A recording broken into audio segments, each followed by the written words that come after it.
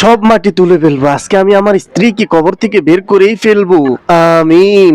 আরে কি ব্যাপার, এই লোককে যে কবরের সকল মাটি উঠিয়ে ফেলতেছে? আরে ও পাগল, ও প্রতিদিন এমন করে। চলো আমরা যাই। হক আল্লাহ, যাই ওর কাছে গিয়ে ওর মনের খবর জেনে আসি। আরে বাবা, কি ব্যাপার, তুমি এই কবরের মাটিগুলো উঠিয়ে ফেলতেছো কেন? আরে হুজুর, এটা আমার স্ত্রীর কবর, আমি তাকে খুব ভালোবাসি। ও আচ্ছা, এখন তুমি কি চাও তোমার স্ত্রীকে আমি কবর থেকে উঠিয়ে তোমার কাছে এনে দিই? জি অবশ্যই, আপনি তাই করেন।